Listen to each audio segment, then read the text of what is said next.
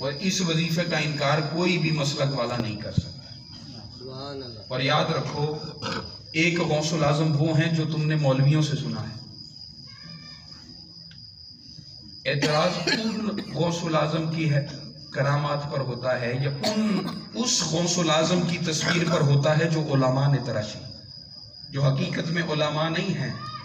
وہ اسٹیجوں پر سبحان اللہ کروانا چاہتے ہیں، وہ لوگوں کو محفلوں کو تو اٹھانا چاہتے ہیں مگر معاشرے کو بگاڑ کا شکار کر دیتے۔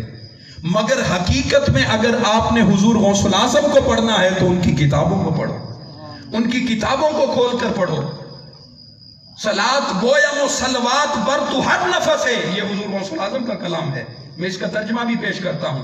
سلام گویم و صلوات بر تو ہر نفس ہے، گواہ حال منستی ہما حکایاتم، کہ اے حبیب مکرم، اے صلی اللہ علیہ وآلہ وسلم، اے میرے آقا محمد مصطفیٰ، وہ جو غوث الاعظم جس پر ہر کوئی قربان ہے، اس کا وظیفہ کیا ہے، اس کی زبان پر جاری کیا ہوتا ہے؟ اے آقا میرا وظیفہ ہر وقت کا یہ ہے کہ میں آپ کی ذات پر درود و سلام پیش کروں، اور اس پر میری ساری کتابیں گواہ ہیں، میری ساری حکایتیں گواہ ہیں۔ کمینہ خادم خدام خاندان توام، گواہ حال منستی ہما حکایاتم، کہ اے حبیب مکرم صلی اللہ علیہ وآلہ وسلم، میرا مقام یہ ہے، میں ایک ادنا سے ادنا ایسا غلام ہوں کہ جو آپ کے گھر والوں کا غلام ہے، میں اس کا بھی غلام ہوں۔ یہ حضور غوث الاعظم کا فرمان ہے۔ اور ایک جو وظیفہ میں نے کہا وہ یہ، توجہ ہے نا سب بابا؟ کہا، اور آپ میں سے کون ہے جو یہ چاہتا ہے کہ وہ دعا کرے اللہ اس کی ساری دعاؤں کو قبول کر لے؟ ہاتھ کھڑا کرے۔ ہر کوئی چاہتا ہے کہ جو دعاؤں کے لیے وہ ہاتھ اٹھائے اللہ اس کی ساری دعائیں قبول کر لے، اس کی ساری حاجات کو پورا کر لے۔ وہ کسی کے لیے دعا مانگے، وہ اپنے والدین کے لیے دعا مانگے اللہ اس کی دعا قبول کر لے، وہ اپنے بھائی کے لیے دعا مانگے اللہ اس کی دعا قبول کر لے، وہ اپنی جنت کے لیے دعا مانگے اللہ اس کی دعا قبول کر لے، وہ اپنے بہن بھائیوں کے لیے، دوستوں کے لیے، مسلمان بھائیوں کے لیے دعا کرے اللہ اس کا ساری دعائیں قبول کر لے۔ ہر کوئی چاہتا ہے، مگر غوث الاعظم نے وسیلہ دیا ہے، ایک وظیفہ دیا ہے۔ وہ وظیفہ یہ دیا کہ ہمیشہ اپنی زبان سے سچ بولو، اللہ رب العزت تمہاری ساری دعائیں قبول کر لے۔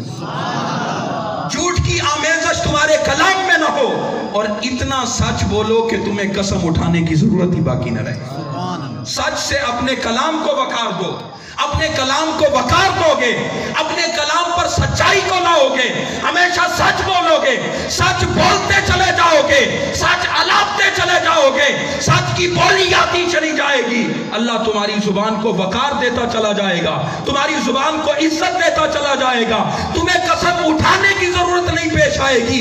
اللہ تمہیں یہ مقام دے گا کہ جب بھی دعا کے لیے ہاتھ اٹھاؤ گے اللہ تمہاری دعائیں قبول کرتا چلا جائے گا۔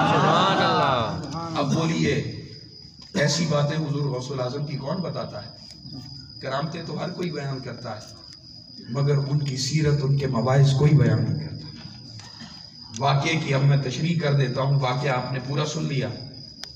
اسی ضمن میں، سچائی کے ضمن میں وہ واقعہ تھا، اس کی تشریح سنیے کہ حضور غوث الاعظم جب اپنے شہر جیلان سے آئے، ان کی والدہ نے سلائی کر دیے 40 درہم، آگے واقعہ سارا ہو گیا۔ مگر یاد رکھو اس قافلے کے اندر بڑے بڑے جج تھے، بڑے بڑے سپاہی تھے، بڑے بڑے اسلحہ بردار تھے، بڑے بڑے جاگیردار تھے۔ کوئی اپنی جاگیروں کے سبب قافلے کی حفاظت نہ کر سکا، کوئی اپنے اسلحہ کے سبب اپنے قافلے کی حفاظت نہ کر سکا، کسی کا مال ڈاکوؤں نے واپس نہ لوٹایا۔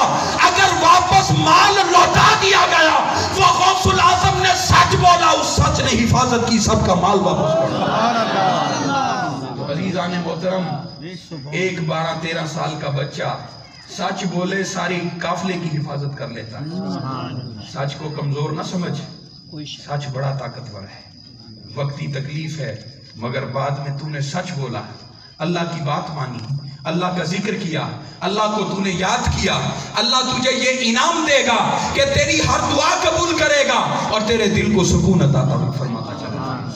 اس لیے عزیزان محترم، آج کا پیغام یہی ہے کہ ہمیشہ سچ بولا، کبھی حضور سے محبت ہے تو نماز نہ چھوڑو، کوئی بات نہیں ہے. زیادہ اگر نماز کو چھوڑو نہیں، صرف فرض پڑھ لو، صرف فرض پڑھ لو، اللہ رب العزت تمہیں توفیق دے دے گا. اللہ تم سے سنتے بھی پڑھوا لے گا، تم سے نفل بھی پڑھوا لے گا، مگر فرض کو کبھی نہ چھوڑو. کیوں کہ حضور غوث الاعظم نے فرمایا ہے جو جان بوجھ کے نماز چھوڑتا ہے وہ ہماری ارادت میں نہیں ہے، وہ ہمارا مرید نہیں ہے. اور حضور نے کہا، حضور علیہ الصلوۃ والسلام نے کسی عمل کرنے والے کو کافر نہیں کہا، فرمایا ہاں جو نماز نہیں پڑھتا اس کے ایمان کا کوئی بھروسہ نہیں ہے، وہ کافر ہے یا مسلمان ہے کوئی پتہ نہیں.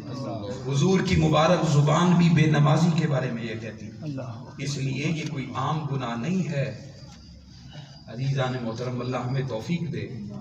اللہ ہمیں سکون کی تلاش ہے، پیسے میں نہیں ہے، جائیدادوں میں نہیں ہے، مال و دولت میں نہیں ہے، حسن و جمال میں نہیں ہے، بڑی بڑی جاگیرداروں میں نہیں، جاگیروں میں نہیں ہے، بڑے بڑے محلات میں نہیں ہے. یہ سب چیزیں فانی ہیں. اگر کچھ باقی ہے تو وہ اللہ نے فرمایا الا بذکر اللہ تطمئن القلوب، جو اللہ کا ذکر کرتا ہے اللہ اس کو سکون دیتا چلا جاتا ہے.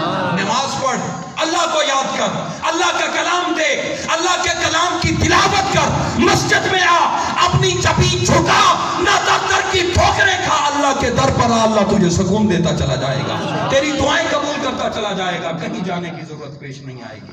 اللہ ہماری حاضری قبول فرمائے، اللہ ہمیں ایک دوسرے سے محبت کرنا والا بنائے. اور یاد رکھو کبھی گناہگار سے نفرت نہ کرو، گناہ سے نفرت کرو. این ممکن ہے وہ تمہاری محبت کرنے کے سبب نیکی کی طرف آ جائے. کی محمد سے وفا تو نے تو ہم تیرے، یہ جہاں چیز ہے کیا لوگوں کے علم تیرے. وآخر دعوانا الحمدللہ رب العالمین.